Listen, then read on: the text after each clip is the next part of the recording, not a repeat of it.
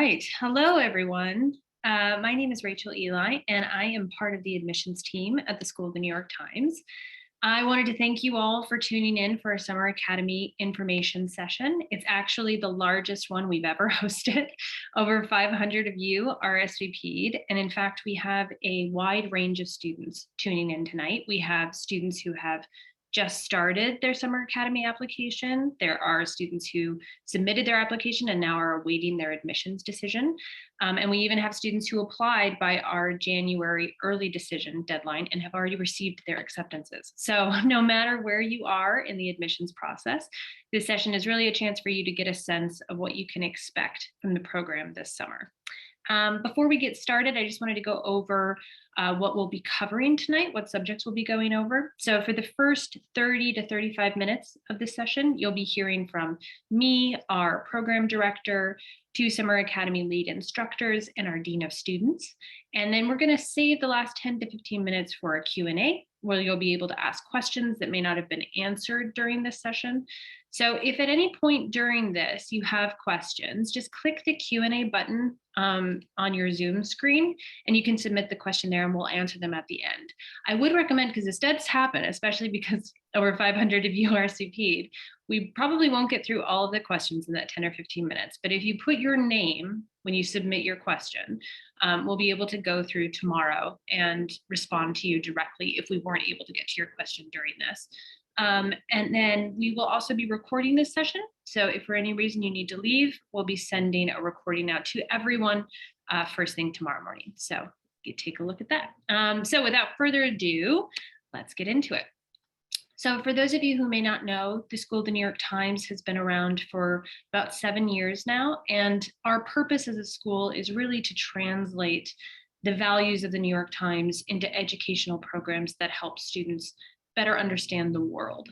And we've developed a number of different programs over the years, but our most popular and our longest running program is definitely our Summer Academy program. And that's what we're here to talk about. So Summer Academy has always been a place where intellectually curious students from diverse backgrounds can come together to explore their passions, challenge their perspectives, and prepare for their futures, while learning from some of the leading thinkers in the world, including New York Times journalists and industry experts. In summer 2020 and summer 2021, we offered Summer Academy as a purely online program. But this year, we are very pleased to be offering our courses in person again in New York City and Washington, D.C. So we're very excited about what's in store for 2022. And speaking of what's in store, I'm going to now turn it over to our program director, Amber Schaub, who is going to dive a little bit more into our offerings on our two campuses. And for those of you who may not have submitted your application yet, she's also going to go over some of the topics we explore in our courses. So Amber, take it away. Hi, thank you, Rachel. Appreciate it. Always a pleasure to be here with students enrolled, students thinking about enrollment, and the families who support them in their drive for going after their curiosities and passion. That is something that we definitely want to encourage, and thank you all for choosing to be here with us. So thinking about what this means to return in person, as Rachel said, we are very much tied to the values of the New York Times. And so what that means for us is when we think about our Summer Academy program, it is about students who want to pursue anything, right? That we are agnostic when it comes to what job they want. Yes, we have amazing journalism classes, but we also have amazing fashion courses. We have amazing photography courses, right? So this is truly about the breadth and the depth of what the Times reports on. Therefore, we have a lot of different courses. And as such, we've also chosen two locations, thinking about that in particular, New York and DC. So New York, the center of so many things, right? If you can make it in New York, you can make it anywhere. So finance, fashion, culture, media, there's so many things happening in New York, even in the pandemic. And DC has become just as important. Not only is the Washington Bureau, a seminal part of the New York Times, especially covering the past few years with the political and social changes that have happened here in the United States and throughout the world, it is a very political, cultural, right, activist environment. And so we think not only does New York give you something, but DC really complements it in being that political nerve center. So two centers of change that are going to give your students an amazing experiential education with us through our program. So a little bit about that. My job, you can think of me as the principal of the school, and I've been with the school now for over 4 years at this point. So I was in the pre-COVID era of in-person programming as well.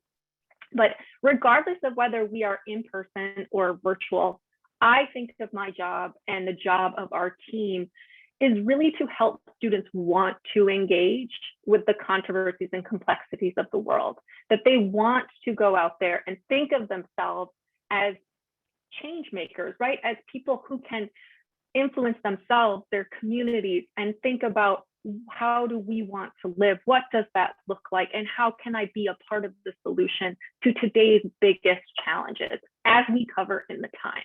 And so that is how we approach education. And on top of that, the way we think about this is, in educational terms, it's called constructivism. But really what you can think about is, we want to tackle the world's challenges. That means your education with us is going to be around things that are happening in the world today, right? The biggest social issues of our time, that you are doing project-based learning, that there are hands-on things you have to do, right? That you are actually producing, getting reviewed, having that cycle, peer reviewing, that all of that is involved, but you're also immersed in the location where you're at, be that New York or DC. So you are going out on site visits, you are talking to experts, guest speakers, experts in the field, you are learning from practitioners. So this complemented with our residential and student life program, where you are going out into the world and experiencing New York or DC for all it's worth, and also cohort building, getting to know students from other areas. That means that this holistic picture for your students truly makes them a part of the fabric of the community of New York or DC during their time with us. So in a nutshell, we immerse them, we send them out into the world, and we create hands-on critical thinking experiences so that when they leave, whatever skills they have learned, they can apply that to the path that they choose, academically, professionally, and personally. That's something we hold very dear. Thinking about the course topics themselves, more specifically, as I said, we are an institution that thinks about the social challenges of our time and the depth and breadth of reporting in the Times, which means course topics do change, because obviously 2-3 years ago, we did not know COVID was something, but now we're having to address that in our classes. That new impact is something we had never discussed before. So when we think about course topics, it's really about these social challenges. So we have a lot that are staying the same, right? For example, Writing the Big City is a core course we always have. Photojournalism as art, creative writing. These are fundamental journalism, writing, creative skills that we think can be, good for anyone. So they're, in a sense, intro to the topic. But we also have more advanced topics. So for example, Introduction to Investigative Journalism, which is quite popular. That is going to be seen through the lens of whoever the expert is. So you could have an Introduction to Investigative Journalism course that features, prison reform, or it could feature getting into sports doping, right? So it's going to really reflect the experts that we have, but you will always get the same core around it in terms of what are good investigative techniques, what are ways to ethically approach this, what is a pitch going to look like to your editor, how do you get that together, what are best practices for interviewing, how do you try to pull sources together. Things such as that will always be hit, but we're going to make sure that we align that with the expertise of whatever instructor we have. Other topics, such as you can see up there, so pop music as art and business, all of those are going to have, again, core elements that will hit the creative, the critical thinking, the site visit and guest speaker, the experiential, and to make sure everyone will have a project, if not multiple projects, that they will get feedback on from their faculty. In that way, we are aligning our course topics with social challenges, the particular area of expertise of our faculty, and also thinking about physical location. Where are the best ways in which we can enrich our students, enhance their education on this particular topic?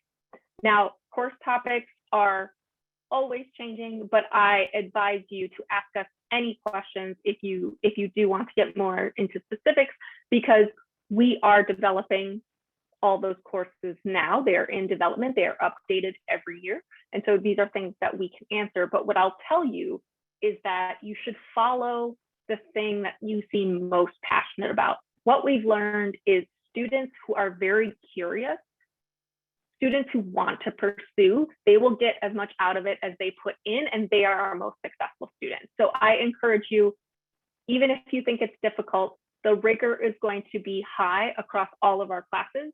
It does not matter which topic you pick. It more matters the investment you will put into it that you will get back from us as we invest in you as well. Beyond course topics, and there are so many, so we're running 90 some courses, so I can't get into all of them, but thinking about who are our faculty and why does it matter? So our expert instructors and guest speakers, there are a few elements that every single course is going to have.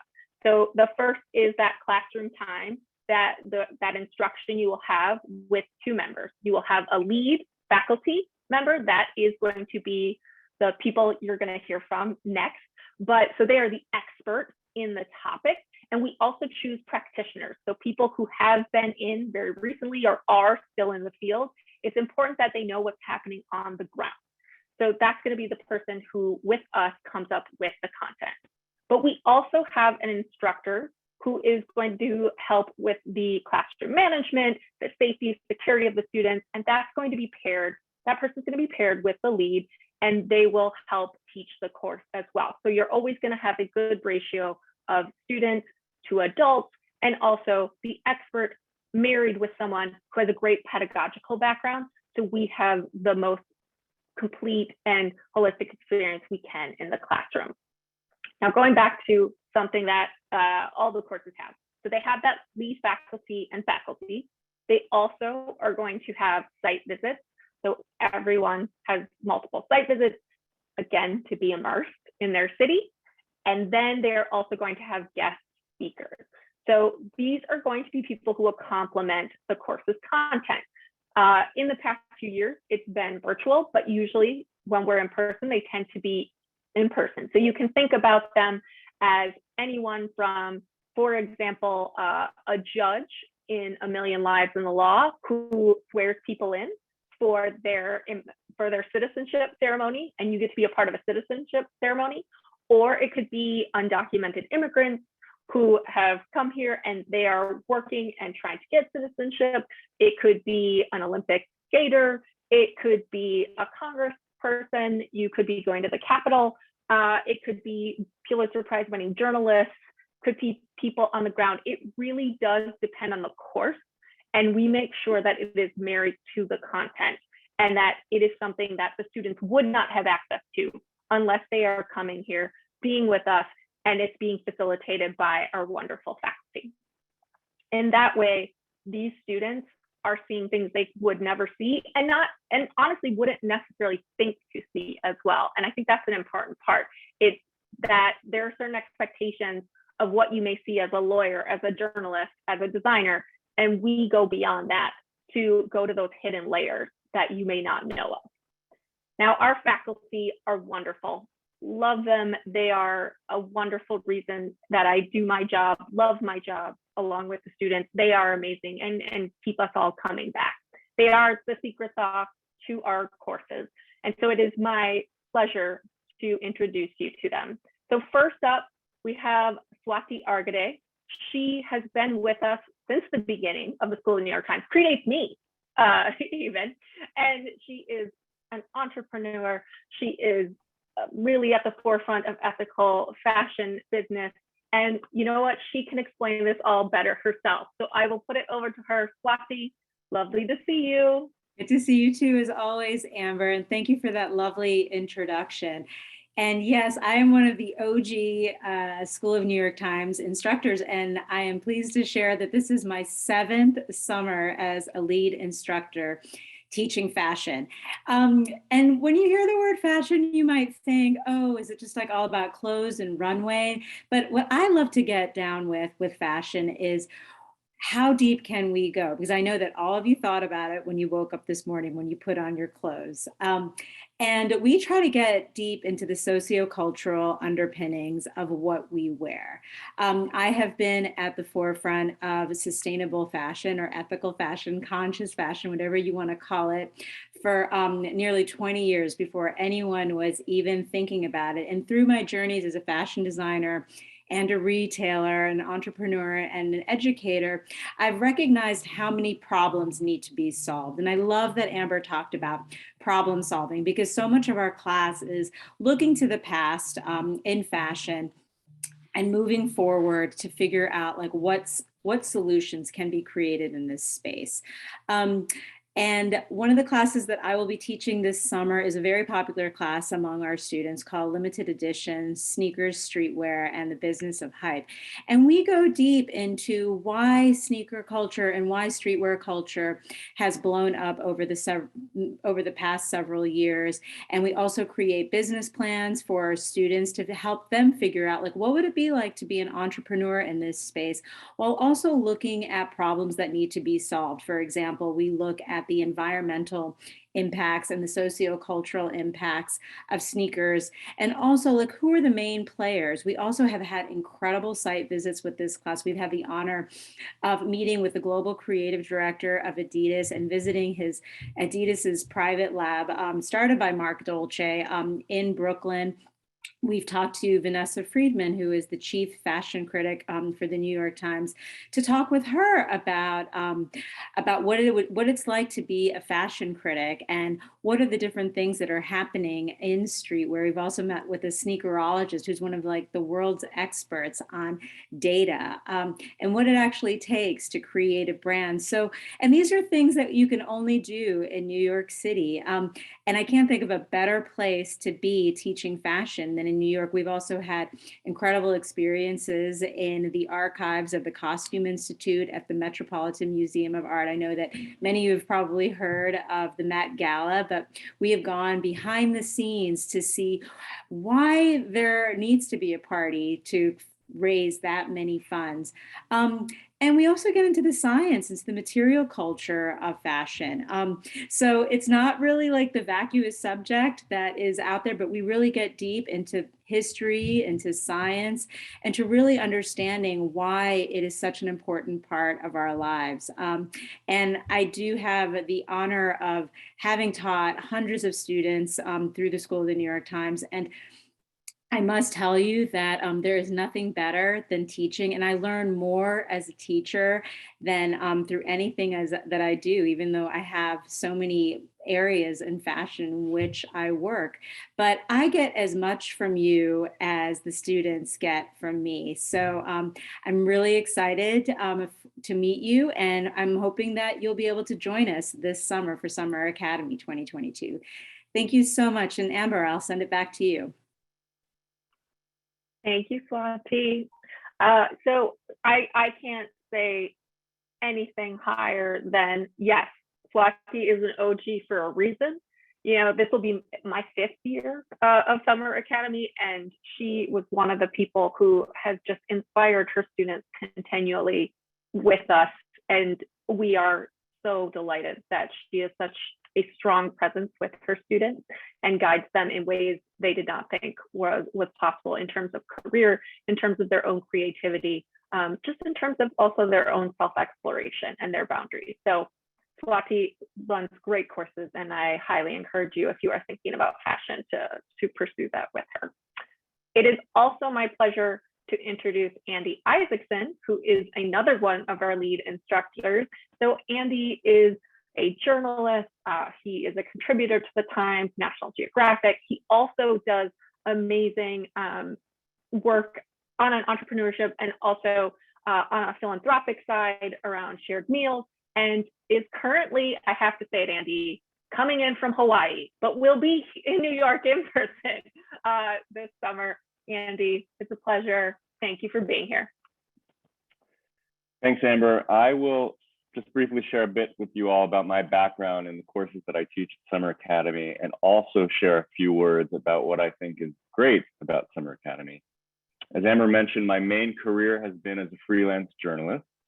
I've worked as a writer and a photographer, reporting stories for numerous publications. As Amber mentioned, those include the New York Times and National Geographic magazine. And that work has taken me really all over the world, to every continent and every region and every ocean, including the South Pole and the Amazon rainforest several times, and even to the world's most remote inhabited island, which is located in the South Atlantic and is a great trivia question. So Summer Academy, what I teach in the global reporting and editing courses are the skills required to practice journalism. How to find and report a story, how to interview, how to structure an article. We also have thought-provoking conversations rather, as a class about journalism ethics, like when to publish something and when not to, and how you speak to people, for example, and interview them who have gone through trauma in their lives, which journalists often have to confront. I also bring in guest speakers who are top professionals in their field, so that students get to learn from people with different backgrounds and expertise. And these might include journalists for the New York Times working as foreign correspondents, or editors at the Times who are making consequential decisions about what gets covered in the paper. We've also spoken in the past in my courses to journalists who run a news service for immigrants in New York City, which is pretty progressive and cutting edge. When Summer Academy was online, I'd beam students into a refugee camp in Iraq so that they could speak with a young Iraqi refugee who had fled ISIS. And with now New York City again as our canvas, we get to speak with people from many cultures that broaden our world and open us to new perspectives. And we all get to learn from students who come from different backgrounds from all over the world and offer their own unique perspectives and points of view. So that's some of what we cover in my Summer Academy classes. But here's the thing, the skills one uses in journalism, skills like contacting strangers and learning to ask probing questions and how to conduct an interview and formulate clear, concise writing.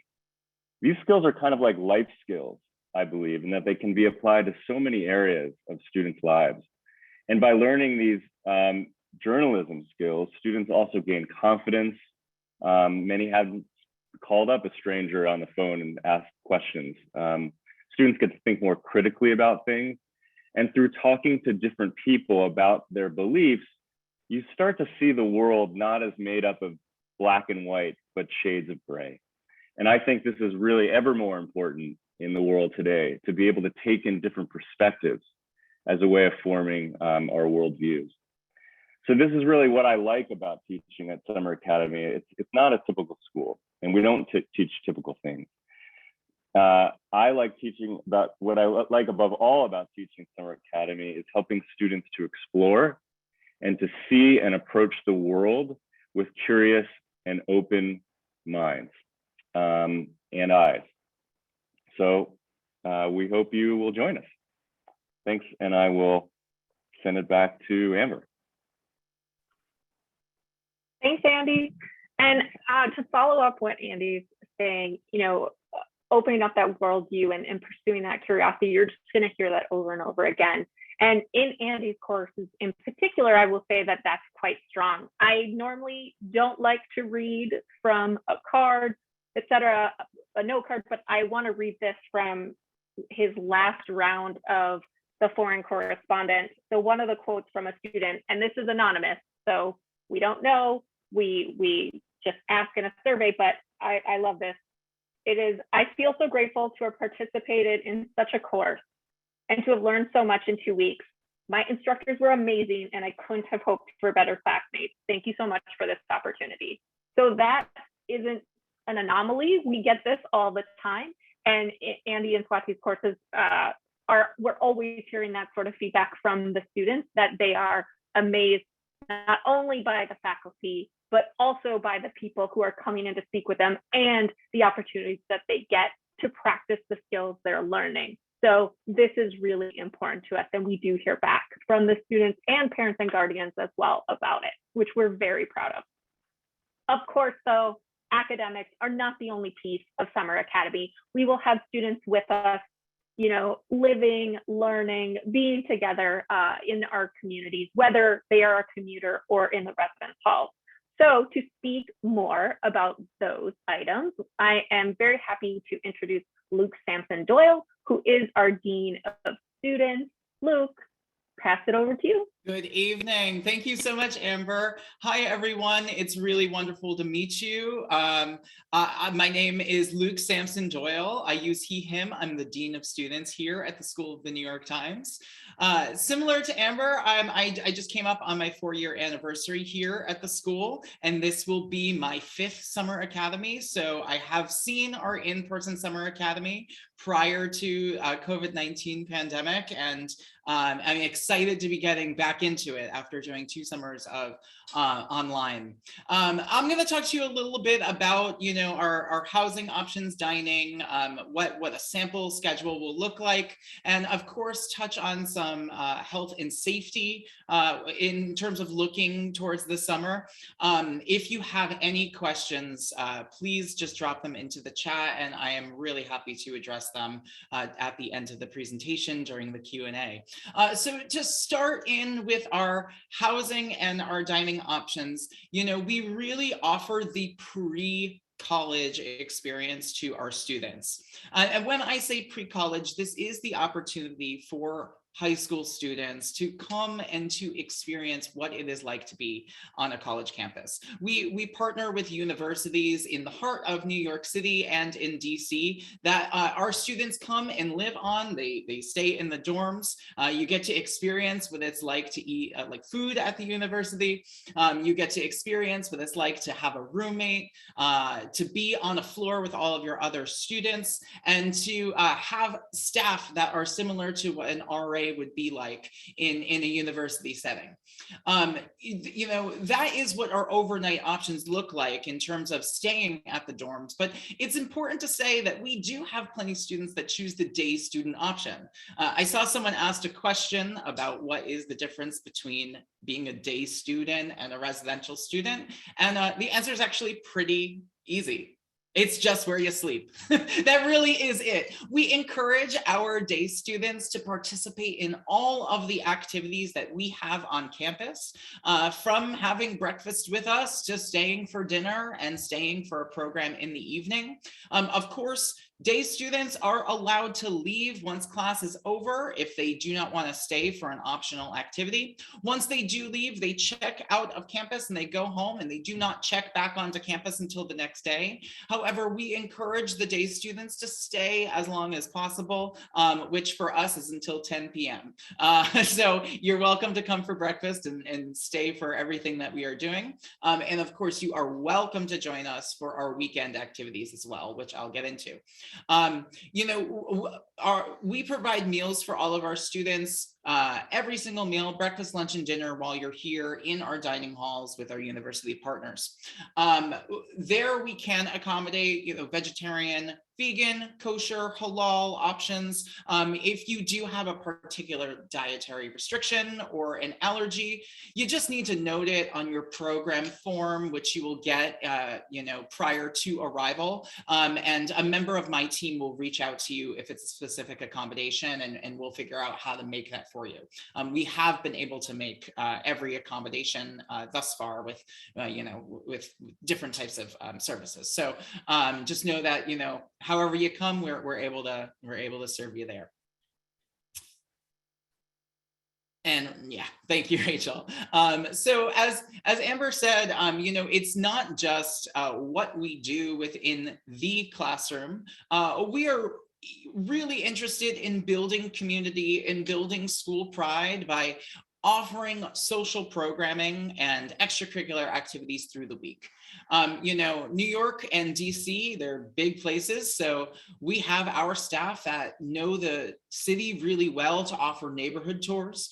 We also do things like movie nights that we might even pair with what's happening within the class. You know, we have very popular yoga and running clubs, which we do in the morning. Similarly, you know, in the weekend, we have Broadway shows, or we've taken students to the Kennedy Center. But besides just the social programming, we are interested in providing students the other type of learning and engagement where they can learn skills that might not be addressed in the classroom, you know, such as like college applications. We know that students have a lot of questions around college applications. They're coming to a pre-college program because they're trying to learn what college would feel like. And so, you know, we hold a panel where we get, you know, admissions counselors from different universities to sit and to answer questions about what it's like to do the application process and to give some, you know, tips on what to do there. We also have weekend excursions when classes aren't happening. We bring students to Smorgasbord, or we bring them to the Brooklyn Botanical Gardens.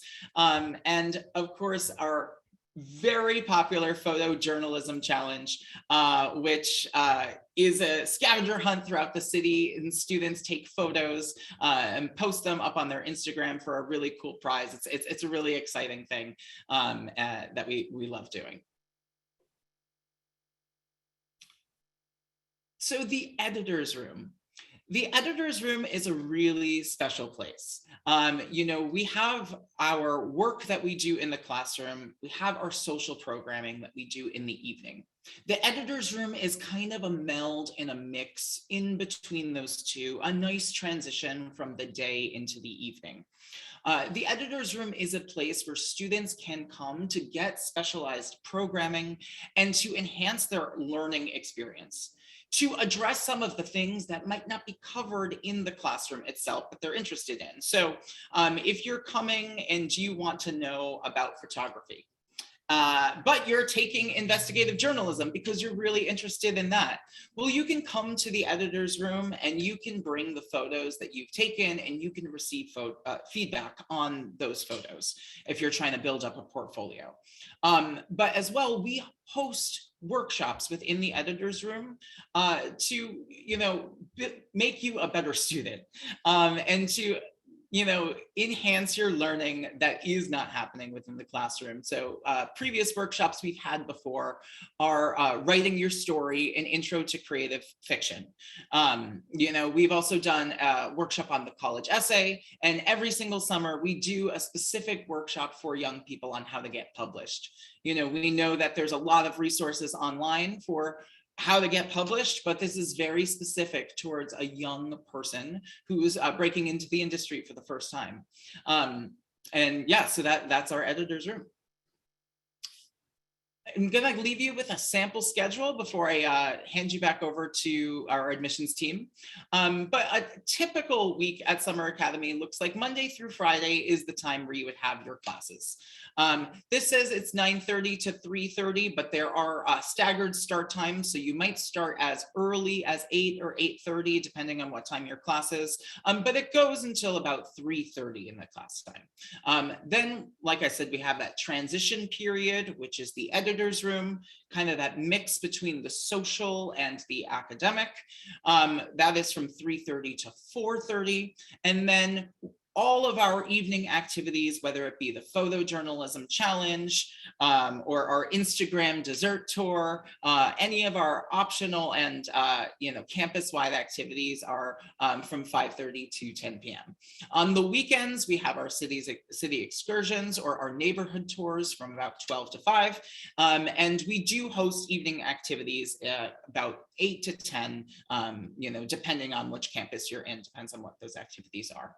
I am going to hand you back over. Oh, I'm so sorry. There's one more slide here about health and safety. So I know a lot of you are probably have a lot of questions around COVID-19. just for full transparency, we are following this very, very closely. And we are running programming right now. We have students on campus that are doing our gap year program. It's really exciting. We have a whole list of COVID-19 policies. And we will be sending out a list of what our policies will be for the summer as we get closer to the term. As you know, we have really been in flux with what has been going on with COVID. This looked a lot differently when we were in the fall versus when, Omicron came. And now New York is kind of lifting and restrictions are changing. And so we're following this really closely, and we're going to give a very detailed list of policies and guidelines as we get closer to the term. So I won't be able to give you very specifics, but what I can give you is what we know and what you can assume by coming with us. The first is that you will be required to have an FDA or WHO approved vaccination. That is required on me, that is required on all the staff that is working with us over the summer. You can expect to submit a screening prior to coming to class, something that says if you're checking for symptoms so that we can do a check. And you can expect to wear masks while indoors or on site visits and outdoors in groups of 25 people in a close setting or more. That is currently where we're at, and obviously we'll have, like I said, much more detailed policies as we get closer about rules around isolation, around what happens when you test positive, as we follow the situation of where we are in New York. Outside of COVID-19, safety is our #1 priority. It's important for all parents to know that all of our classes, all of our activities are chaperoned by instructors and staff. For us, we have a strict 1-to-10 ratio. Anytime we are leaving campus, that we must have 1 staff member per 10 students that are there. In all of our buildings, our academic buildings and where the students live, there's 24-hour security, and students need to show an ID to get into the building. There are no other visitors that would come into the building that are not, a part of a conference services staff. So that is what our health and safety is for Summer Academy. I am now going to turn it back over to Rachel, who's going to talk about our admissions process a bit. Thank you, Luke. So we're nearing the end of the presentation portion of the session, but I did want to go over some of the program logistics for you, for those of you who may not have submitted yet your application. So the program, as Amber and others have mentioned, the program is open to students in rising grades 10 through 12, as well as graduating seniors. And we do have an age requirement of 15 to 18 years old by the time your course begins. And as mentioned, all of our courses run for 2 weeks. Courses are available in 4 separate terms this summer, though I do want to note that our DC courses are only offered in terms 2, 3, and 4, so just keep that in mind. Tuition varies on how you'd like to study with us. So each course is $5,325 for the day program and $5,925 for our residential program. And I wanted to note that we have our priority deadline coming up next week on Monday, February 21st. So if you submit your application by that deadline, or you already have, you can expect to receive your decision, your admissions decision in mid to late March. It does take us quite some time to go through all of the applications that have been submitted by that deadline.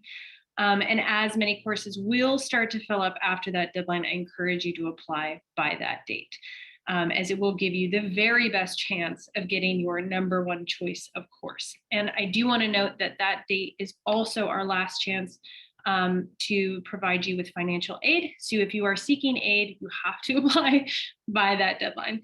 And then speaking of #1 choice, I wanted to speak a little bit about how to apply. So the online application can be completed in a few basic steps. I recommend selecting your top 3 choices of courses before you start the application, as that's likely to help you complete the application more easily and quickly. We ask you to rank your choices. As I mentioned, courses fill up, but we want to make sure you get one of your top courses that you choose. In 2 short essays of 100 to 250 words, you'll have the opportunity to introduce yourself and your interest in Summer Academy and why you want to attend. So I recommend taking some time to think about that before you start the application. Why do you want to study with us? And then you'll also be asked to submit a recent transcript. It can be unofficial, just a copy will do, as well as one academic reference or a reference from a school official. So that could be a teacher, a counselor, or a coach. And if you were, I do want to note, if you were previously accepted to Summer Academy in previous years and are reapplying, you will be eligible to complete a simplified application and have that $50 application fee waived. So if you are a returning student and want access to that, just send us an email and request that. We'll verify you're a returning student, and all you'll be asked to do is send us an updated transcript, and your contact information will be updated. So you can email us at info@nytedu.com. And lastly, I wanted to note, because we have that deadline coming up on February 21st, that we offer 2 types of financial aid. All students are encouraged to apply for financial assistance. We award it based on a combination of need and merit. Our general financial aid provides partial tuition assistance, and our Diverse Voices Scholarship is a full tuition award that aims to improve access to learning opportunities for economically disadvantaged students. And that Diverse Voices Scholarship Fund also covers residential costs. I just wanted to note that. So to be considered for aid, you'll first need to submit your application to the program, and then you'll be able to complete a separate application for financial aid. So it's a 2-step process. And as I mentioned, if you're interested in aid, just be sure to get that application in by Monday, February 21st. And this completes the presentation portion of the session. This is being recorded, as I mentioned, and you'll receive a link to the recording tomorrow, hopefully in the morning. And now we're going to take the next 10-15 minutes to open it up to questions from all of you. I see that Q&A button has been going crazy, and I see a lot of common questions that have come up. And if we don't get to your question, please feel free to email us at the email address provided, or you can give us a call. We are always happy to answer any questions you may have. So I'm going to ask our panelists to turn on their cameras, and I'm going to start directing some questions to them. So a very, very common question that I see over and over here is, Amber, are you able to share any information about where students will be living and learning on either campus? Sure. So, and I think Luke can also weigh in terms of what the facilities look like, right? Exactly. But I can disclose to you that we will be returning to Florida and Lincoln Center, which has been our campus in New York since the beginning. It is a great location for those of you who do not know where that is. It is right at the corner of 60th and Columbus. So next to Central Park, across from Juilliard. The residential halls have an amazing skyline view that you would not normally get in this area of New York. And I have to say that I cannot disclose yet exactly where we will be in DC, because we only had the pilot year. And because of COVID restrictions, we are being very, very careful about where we would like to be and the safety there. So what I can tell you is that we will be at a major university, as we have been in the past, and we are in contract negotiations. But until that's finished, I can't say it yet, but same type of thing, major university, residential halls, right? All the things that we have in New York. And Luke, is there anything that I'm missing that you want to add, or am I good? Nope, just the true college experience is what they will both be. Correct. And Luke, while I have you, another question that's come up is the sort of makeup of the residential halls in terms of access to microwaves or any sort of cooking option, and sort of the arrangement, people sharing rooms, things like that. Sure. It will vary depending on if you're in our New York or in our DC campus. What you can expect is that you will have a roommate, and that you will have access, to some type of facility where you might be able to put something in a microwave, but the rooms themselves would not have, a refrigerator or a microwave or anything like that. It's very similar to a freshman style dorm, which typically does not have a kitchen or like a larger cooking facility, because we are providing all meals. That the students don't necessarily need those options. Now, if you need an accommodation specifically for meals, then that's when you and I would get into a conversation about what does a mini fridge look like, or what does a microwave look like, but that's very much on a case-by-case basis. Great. And I did want to note, and maybe there's a difference, Amber, obviously it depends on DC, but I do see a question on whether or not classes and living happen on the same campus. And for New York, we can say, yes, that is the case. The dorms and the classrooms are all on that same campus. That's correct. Great. Yep. And then Luke, another question that's come up is around safety. I know you spoke a little bit about how security is provided 24/7, but in terms of students going off on campus, what is our policy in terms of the buddy system, checking out, anything like that around safety?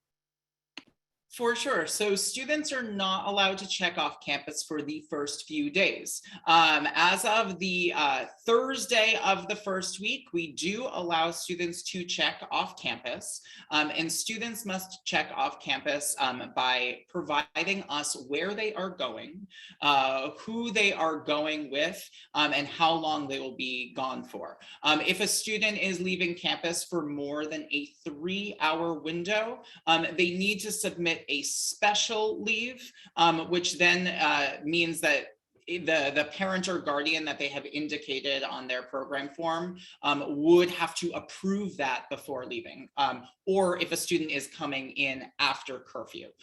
So those would be things like if you're trying to stay with a family member in New York and you're trying to stay overnight, the parent or guardian would have to sign off on that, or you're going to go see a Broadway show that wouldn't get you back until 11, then we need parental permission. But everyone needs to leave with at least one person, and we need to know what neighborhoods and what activities you're doing. And then, staff at any point can, say that that's not an appropriate place to go, and we will not allow students to check off campus and ask for more information.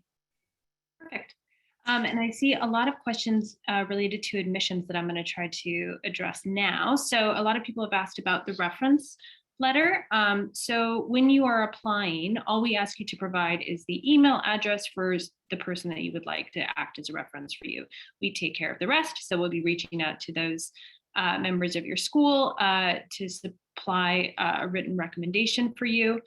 We typically ask, I know some of you have asked, does the recommendation have to come through by February 21st if you want to be considered for this next round?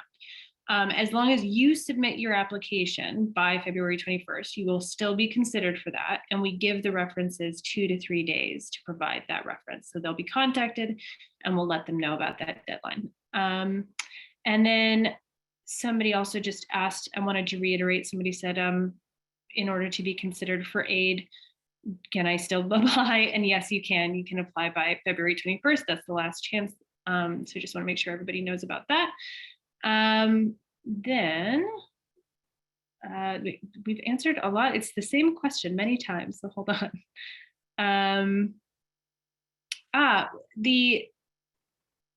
This is an interesting question that Amber, I'm hoping you can speak to. Somebody asked, will all the grades be in one course, or are they broken up by different grades, and why are they broken up that way? Sure.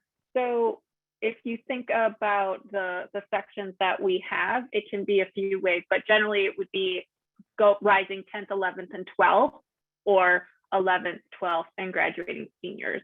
And we do that because of different learning development periods, right? Also thinking about growth and social interactions and the content that it is as well. So we think that dividing them up and not having, a rising 10th grader and a graduating senior together, just like you wouldn't have in high school, right? We think that that's the best way to approach it. Sometimes we have classes that will just be 2 grades as well, like 11th and 12th, depending, again, if it's more advanced content. So it does say on, every course that's listed, but on the other hand, Luke, you can speak to this more for all campus activities, right? So when we talk about dividing grades, it is specifically within the courses, but you will have all campus activities that will have a mixing and matching. Luke, if you don't mind speaking to that. Oh, absolutely. Yeah, students have plenty of opportunities to work with students from other classes. We break down students by a few different groups, one of which is a living and learning community of about 30 students that has designated staff to work with them and be their chaperones on trips. Those groups, for example, are mixed classes. So it's a direct opportunity for you to work with other students. And then we have all of our optional programming is open to the campus. We have campus-wide activities that are, required events for all campus to get together that are meant for the purpose of mingling for students to get to know students from other courses and grades. And there's plenty of free time and folks to hang out with friends they've made on their floor as well. Great. And somebody had asked, there are over, as Amber said, there are over 90 courses, but you can only enroll in one for 2 weeks. And my answer to that is you can always enroll in more than one, but it will be over multiple terms. So you can take one course per 2-week term. Somebody also asked, can I stay in the dorm if I take more than one course? You can stay in the dorm. If you are taking more than one course, you can stay, especially if they're sequential. You won't have to move out, I don't think, Luke. Yeah. And then another question for you, Luke. I know that we're still working out the logistics, but people are asking about transportation from the airport to the campus. Is there any information you can provide to them about that? Sure. So we will provide a short list of third-party vendors that we recommend or have vetted before, but we do not directly work with those partners, and we do not directly handle just setting up the logistics of students getting to the from the airport to campus. But we will provide students with a short list of third-party vendors that we vetted and know to work with. Typically, students do like an Uber, a Lyft, or a cab from the airport. But yeah, we'll provide some other options as well. Perfect. And then I'm going to answer one more logistical question, and then I have a question to pose to Andy and Swati, unless you have one, Amber. But so the logistical question was about whether or not international students are able to take advantage of the residential program. Absolutely. The program is open. The residential and day are open to international students. If you think you'll require a visa to study with us, just reach out. If you've been accepted to the program, we can provide a verification letter that will help you get that visa. So now Andy and Swati, and I'll start with you, Swati. A question that was asked was, is there the number one thing you look for in an applicant? And I actually want to turn it a little bit and ask, what is the quality of a summer academy student that you see year over year that really excels in this program? Curiosity is something that I think when a student brings curiosity and interest in the world around them, they're so well served by the course and just through life. So, and I see that time and again with so many of the students that have come through the program. And just to reiterate, what Amber said is like, you really get out of the class what you put into it. So that curiosity and to work hard to because this is like a once in a lifetime experience for you, students. So when you bring that interest in the world around you, you're going to get so much out of it, and this will be an experience that you remember for the rest of your life. That's great. Andy? What she said, but I'll elaborate. I mean, yeah, all the above, and I'll echo the last point, because these classes assemble kind of a rich collection of opportunities, really, people to talk to. I've had students that have really taken advantage of the sort of networking opportunity that comes out of these courses. So being able to, wanting to talk to someone in a certain field, or that might not even be related to the course that we're talking about, that he or she is in, just wants to know if I know anyone in finance they could talk to. And so really taking advantage of the opportunity to network with professionals in the field. So I think you know, just sort of being really present to the opportunities that the experience provides. I think that beyond, curiosity and a willingness to learn from others and open-mindedness and all the kind of somewhat prerequisites, I'd say, is the desire to really take advantage of the opportunity. That's great. And Amber, any final words to close us out? Sure. We are incredibly grateful. I hear it from the faculty every year that a major reason they return is because of the students and how inspiring and engaging they are, just as the students say the same about the faculty, but it's beyond that. They are very close to our program staff, right? This is an immersive program really for the time that you are with us. And so we leave it just by saying, be safe and be well out there, and know that when you come to be with us, we are going to make sure that you are amazed, intrigued, challenged, right? And that you will go beyond what you thought you would. So expect the unexpected. That's what you're getting from us, just like the world, just like the news, just like social change. Expect the unexpected, be curious, be present, and you will do great with us. And we welcome all your questions and applications. And thank you for being with us tonight. Thank you. Bye, everyone. Bye, everyone.